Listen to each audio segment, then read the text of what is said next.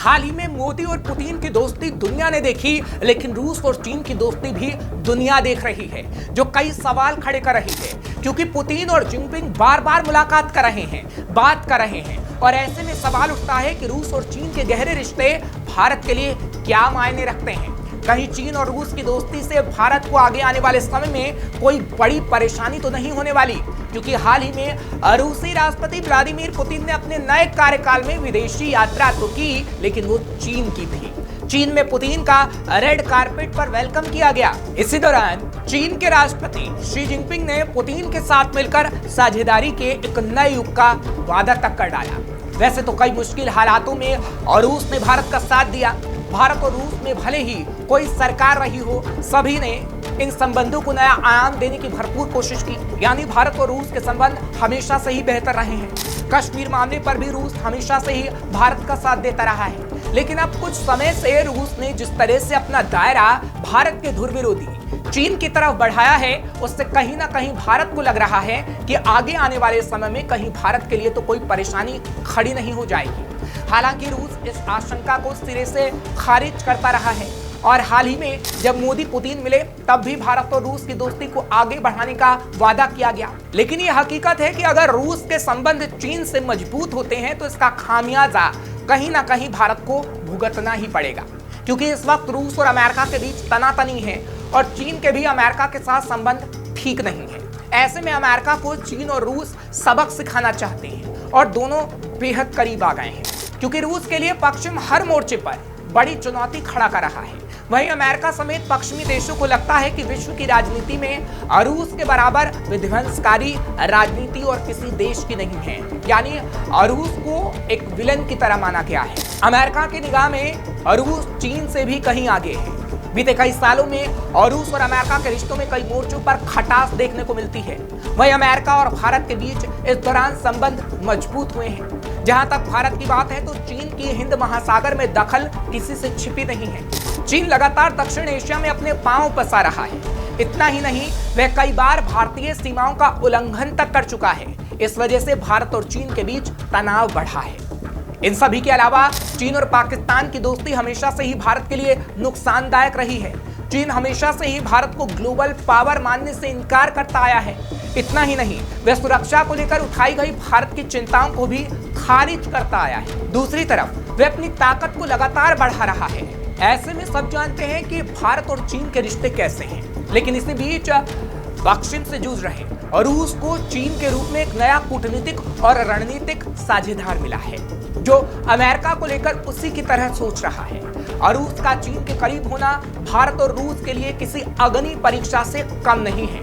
यहाँ पर एक बात और ध्यान में रखने वाली है, और वो ये है कि जब भारत और चीन के बीच डोकलाम के मुद्दे पर तनाव चरम पर था और सीमा पर दोनों सेनाओं का जमावड़ा हो रहा था, उस वक्त रूस ने भारत का समर्थन किया था। लेकिन अब कुछ समय से रूस की तरफ से कई मुद्दों पर चुप्पी साध लेना एक संशय जरूर पैदा करता है। इतना ही नहीं, जब अमेरिका और चीन में दक्षिण चीन सागर को लेकर तीखी बयानबाजी हुई, तब भी रूस ने खामोशी बरती। उसकी ये पॉलिसी भी कहीं ना कहीं चीन का ही समर्थन करती दिखाई देती है। और हाल ही में भी ऐसा देखने को मिला जब रूसी राष्ट्रपति व्लादिमीर पुतिन ने चीन के राष्ट्रपति से मुलाकात की। इस दौरान शी जिनपिंग ने कहा कि चीन और रूस अपने मूल हितों की रक्षा के लिए एक दूसरे का समर्थन जारी रखेंगे। इस दौरान शी ने यह भी कहा कि वह रूस को विश्वसनीय रणनीतिक साझेदार मानता है। इसके अलावा चीन रूस के साथ दोनों देशों के बीच संबंधों के उच्च स्तरीय विकास को आगे बढ़ाया जाएगा। अपनी राष्ट्रीय सुरक्षा और विकास को और मजबूत किया जाएगा। क्षेत्रीय और वैश्विक शांति स्थिरता की रक्षा और की जाएगी, ऐसा भी चीन की तरफ से कहा गया। यानी चीन ये बताने की कोशिश कर रहा था कि जितना अच्छा मित्र वो रूस का है, वैसा और कोई देश नहीं है।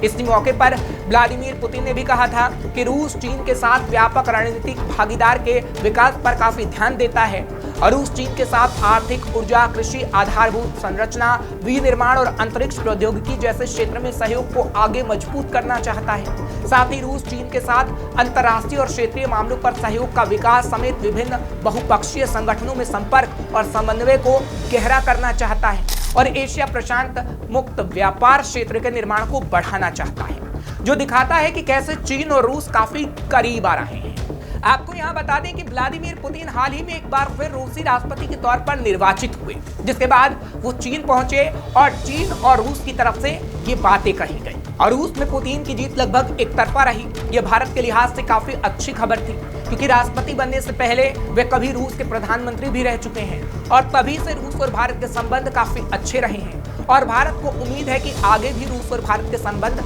बेहतर रहेंगे।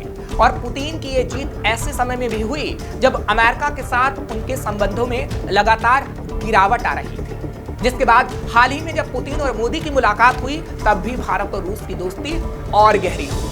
लेकिन चीन के साथ भी और गहरी होना और रूस की दोस्ती कहीं ना कहीं ये सवाल खड़े करता है कि क्या पूरी तरीके से रूस चीन पर निर्भर होने वाला है, और अगर ऐसा हुआ तो कहीं ना कहीं भारत को दिक्कत हो सकती है।